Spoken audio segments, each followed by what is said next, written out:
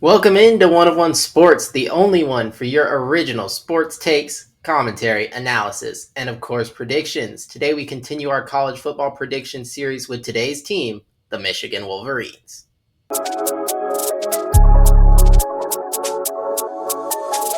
Before we break down Michigan, I've got to ask you guys to leave a like and subscribe to the channel. We're trying to hit 200 subscribers before the start of college football, but I need your guys' help to do it. So just go down there, click the subscribe button, help me out. With that being said, let's get into it. Last year, the Michigan Wolverines went 7-5 in the regular season before eventually going 8-5 with a bowl win over Alabama. They had maybe the strongest finish in the country, certainly of any team that didn't make the college football playoff, aside from Ohio State, of course, having the strongest finish. But they ended the season beating the rival Ohio State, speaking of which, and then beating Alabama in the bowl game, like previously mentioned. And before that, they had just beaten Northwestern 50-6. So this team was really finding its footing at the end of the year after what was a disastrous first part of the year where they were the absolute worst passing offense in the nation outside of service academies. So your Air Forces, your Armies, your Navies. Aside from that, Michigan had the worst passing offense in the country. Your defense was decent throughout the year and then really good in the final stretch of the year against some really good offenses in Indiana and Ohio State and Alabama. And your quarterback play and wide receiver game were just really bad throughout the year. You mixed between guys like Jack Tuttle, Davis Warren, Alex Orji, none of whom were the answer at quarterback. And then there was really no big receiving threats outside of Colston Loveland, who battled with injuries. The fact that Michigan was able to still go 8-5 and defeat a team that ended up winning the national championship with so little on offense is really impressive. And it does beg the question, if you can do what you did last year with basically no quarterback play, what can you do when you bring in the number one quarterback recruit in the country, maybe the most talented player in college football? I know he's just a true freshman, but Bryce Underwood is truly a special talent, and we'll talk about that more in a second. First, breaking down what Michigan lost off last season's team. On the offensive side of the ball, you lost Kalel Mullings and Donovan Edwards, who made up a really solid 1-2 punch in the Michigan backfield. And then you lost Colston Loveland, your number one receiving option at tight end, first round NFL draft pick. Defensively, you lost Moore, Mason Graham, first round draft pick, Kenneth Grant, first round draft pick, Josiah Stewart, your leader in stacks, and then Makari Page and Quentin Johnson were two of your better defensive backs. They are no longer on the teams. They've graduated or gone to the NFL.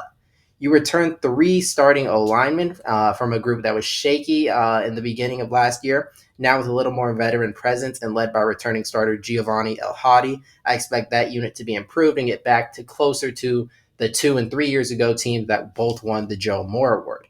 You return Jordan Marshall at running back, who had a good showing in the bowl game and looks to have a breakout year. You also return your top four receiving threats outside of Colston Loveland. That being said, none of them had a ton of yardage, as no one on your team really did. But Marlon Klein at tight end, Samaj Morgan, Tyler Morris, and Frederick Moore at receivers are all back.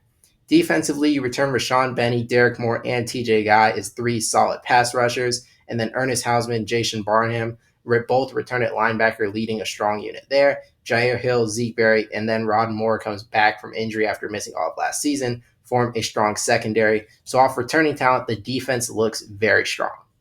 Then typically I don't mention special teams, but when you return Dominic Zavada, All-American kicker and probably the best kicker in all of college football for this upcoming season, I have to mention him because he just gives you such a huge edge. Any game coming down to the wire, you cross midfield, he's hitting it even maybe close to midfield. Great kicker, and that is truly an advantage in college football. Now getting into the additions, first from the transfer portal on the offensive side of the ball, you add Justice Haynes, running back from Alabama, to form a good duo with Jordan Marshall, and then you added Anthony Simpson and Donovan McCulley, former All Big Ten wide receivers, or just McCulley from Indiana, Simpson from UMass, to boost your wide receiver core, which, as previously mentioned, was lackluster last year. And then Mikey Keene, I said I'm pretty sure Bryce Underwood's winning the job, but if Mikey Keene does end up winning it, transfer quarterback from Fresno State, he obviously will be a major transfer that you added.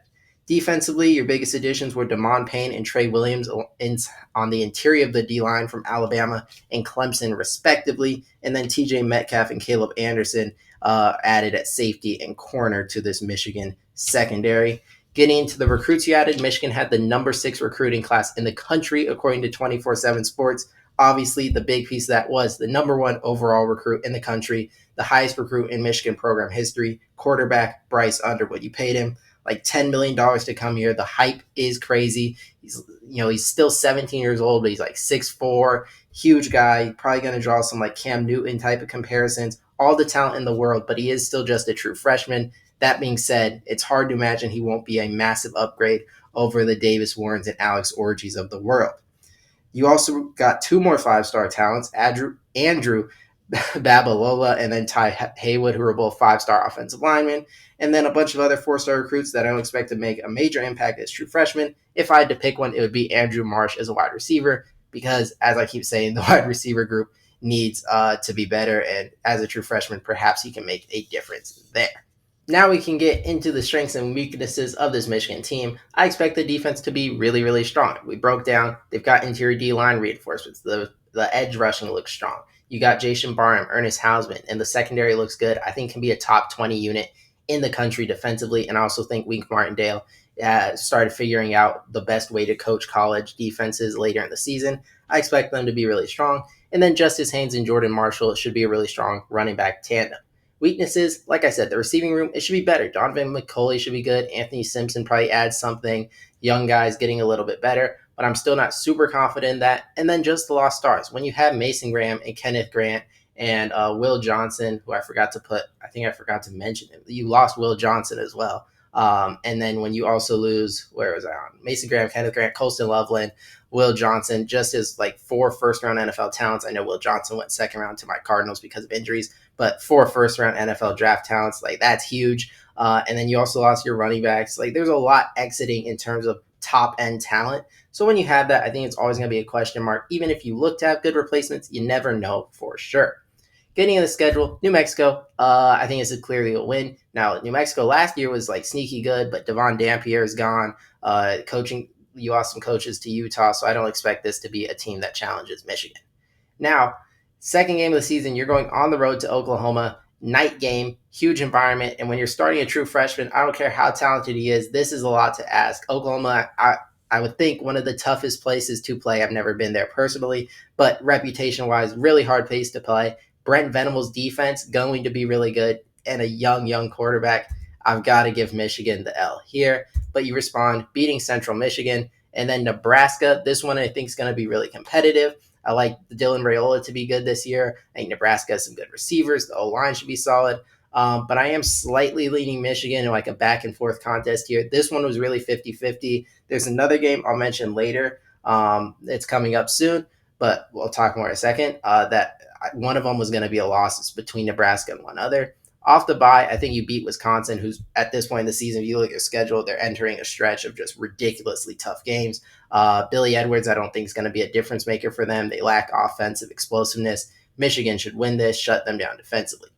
USC on the road. USC here is coming off a bye week and has the difference makers offensively to put up points on a Michigan defense. I think you're asking Bryce Underwood to kind of get into not a full-on shootout, but make a lot of plays. I could see him making mistakes against a USC defense that has pass rushers and could be pretty good at forcing turnovers once again. They're never really good at stopping points, but they have been a good team at forcing turnovers. I'm going with the loss here. And this is the game I mentioned. It was between Nebraska and USC. I think you're losing one of those games on the road somewhat early in the season. I think USC gets you in a better spot. I think you're more prepared for the Nebraska one. So I'm going with the Trojans, even though typically USC lacks physicality and Michigan can exploit that. So I could see it being inverse. That's why it was tough to pick because USC, I think scheduling wise and has the better dynamic here, but in terms of play style, potentially favors Nebraska.